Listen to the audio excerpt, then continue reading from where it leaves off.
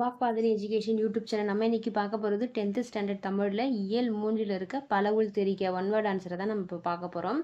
பலவுள் தெரிகளை பாருங்கள். பின் வருவனவற்றில் முறையான தொடர் எதுன்னு கேட்குறாங்க. எது கரெக்டாக கொடுத்துருக்காங்கன்னா தமிழர் பண்பாட்டில் வாழை இலைக்கு தனித்த இடம் ஒன்று, இதுதான் வந்து கரெக்டு. மீதி எல்லாமே வந்து வார்த்தைகள் மாற்றி போட்டு கொடுத்துருக்காங்க, அதெல்லாம் தவறு. தமிழர் பண்பாட்டில் வாழை இலைக்கு தனித்த இடம் உண்டு, இது சரியான ஆன்சர். அடுத்தது பாருங்க, காலில் அணியும் அணிகலனை குறிப்பது. காலில் போடுற அணிகலனை என்னன்னு சொல்லுவாங்கன்னா கிண்கிணி. அதாவது நம்ம கொலுசுன்னு சொல்றோம், அது என்னதுன்னா கிண்கிணி அப்படின்னு சொல்றாங்க. காலில் அணியும் அணிகலன்னா கிண்கிணி, ஞாபகம் வச்சுங்க. காசி கண்டம் என்பது அப்படின்னா காசி நகரத்தின் பெருமையை பாடும் நூல். காசி கண்டகம் என்ற புத்தகம் எதை பத்தினதுன்னா காசி நகரத்தினோட பெருமையை பாடும் நூல். நெக்ஸ்ட் 4th கொஸ்டின் பாருங்க. விருந்தினரை பேணுவதற்கு பொருள் தேவைப்பட்டதால் தன் கருங்கோட்டு சீர்யாழையை பணயம் வைத்து விருந்தளித்தான் என்கிறது புறநானூறு. இச்செய்தி உணர்த்தும் விருந்து போற்றிய நிலை எதுனா இன்மையிலும் விருந்து. இன்மையிலும் தான் கஷ்டப்பட்ட போதும் மற்றவங்களுக்கு விருந்தினருக்கு விருந்து கொடுக்குது. இன்மையிலும் விருந்து, இன்மையிலும் விருந்து. அடுத்தது நன்மொழி என்பது என்னன்னா பண்புத்தொகை. நன்மை மொழின்னு ஒரு மத்தியும் மை விகுதி வந்தவை, அது என்னதுன்னா பண்புத்தொகை. நன்மொழி என்பது பண்புத்தொகை. அடுத்தது இந்த லெசன்ல இருக்கிற குருவினாவை நம்ம வந்து பார்க்கலாம். ஃபர்ஸ்ட் கொஸ்டின் பாருங்க. விருந்தினரை மகிழ்வித்து கூறும் முகமன் சொற்களை எழுதுக. இதற்கான ஆன்சரை நம்ம இப்போ பார்க்கலாம். இந்த கொஸ்டின் ரொம்ப ரொம்ப முக்கியமானது. நிறைய எக்ஸாம்பிள் வந்து கேட்டிருக்காங்க பாருங்க. ஜூன் 2023 வந்து கேட்டிருக்காங்க, 2025 மார்ச்ல வந்து கேட்டிருக்காங்க.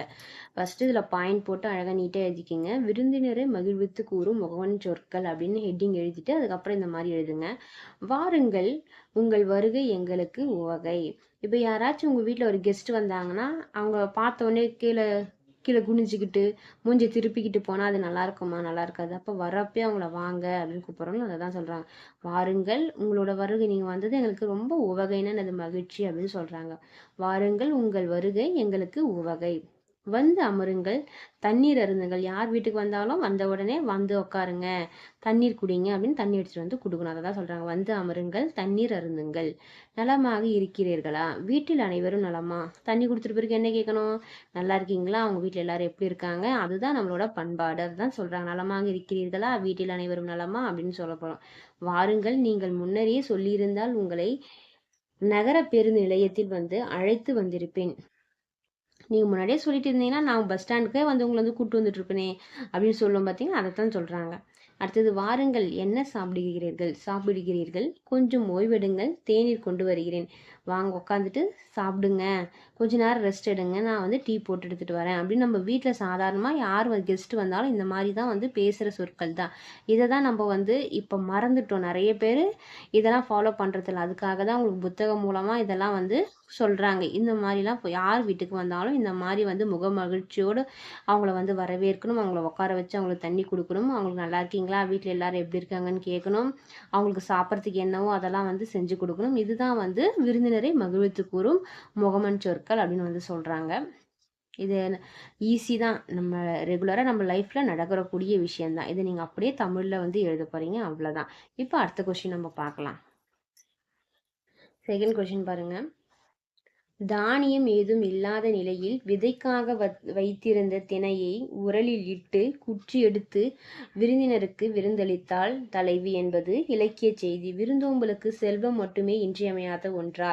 உங்கள் கருத்தை குறிப்பிடுங்கன்னு சொல்லியிருக்காங்க. செகண்ட் கொஸ்டின், அதாவது வீட்டில் வந்து விருந்தினர் வராங்கன்னா அந்த நேரத்தில் அவங்க வீட்டில் அரிசி இல்லாத நிலையில் விதைக்காக வந்து சில நெல்மணிகள் வந்து வச்சுருப்பாங்க. அதை வந்து குற்றி எடுத்து அரிசியாக ஆக்கி அவங்களுக்கு வந்து வீட்டுக்கு வந்த உறவினருக்கு செஞ்சு கொடுத்தாங்களாம். அந்த அளவுக்கு வந்து நம்மளோட விருந்தோம்பல் பண்பு இருந்திருக்கு அப்படின்னு வந்து சொல்கிறாங்க.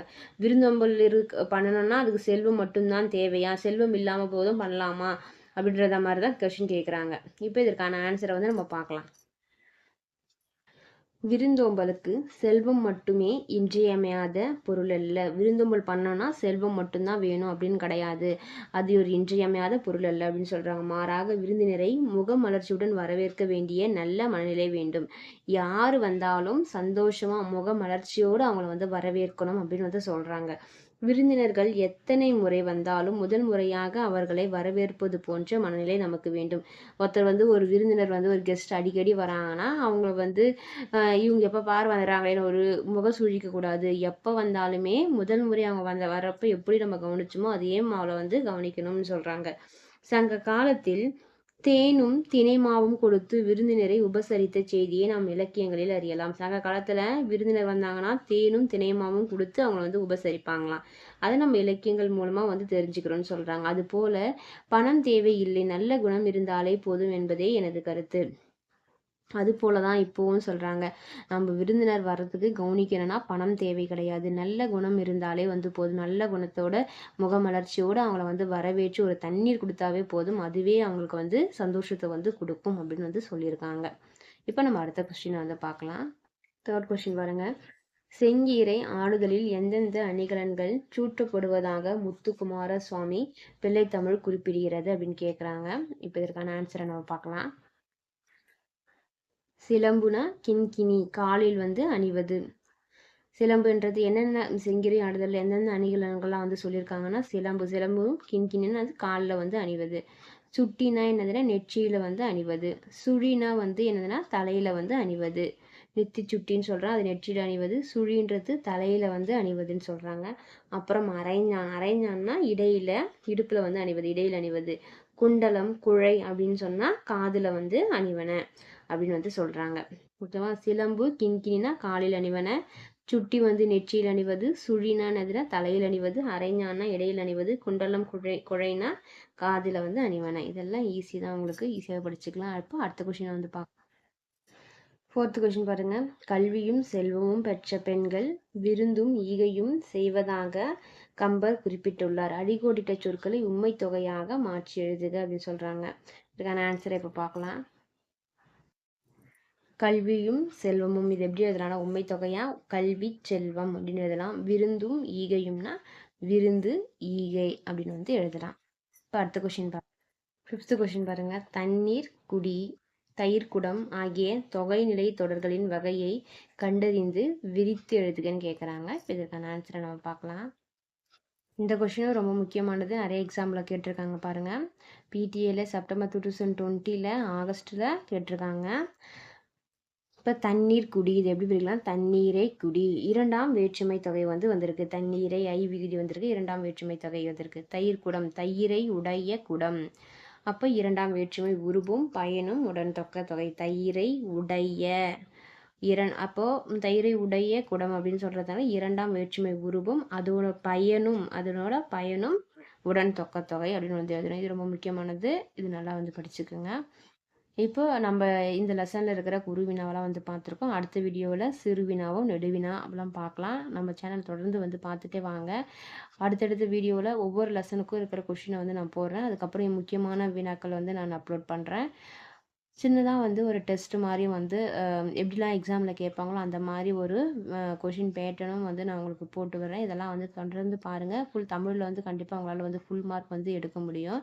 இந்த வீடியோ உங்களுக்கு பிடிச்சிருந்துன்னா உங்கள் ஃப்ரெண்ட்ஸுக்கும் வந்து ஷேர் பண்ணுங்கள். நம்ம சேனலை வந்து சப்ஸ்கிரைப் பண்ணுங்கள், லைக் பண்ணுங்கள். நன்றி.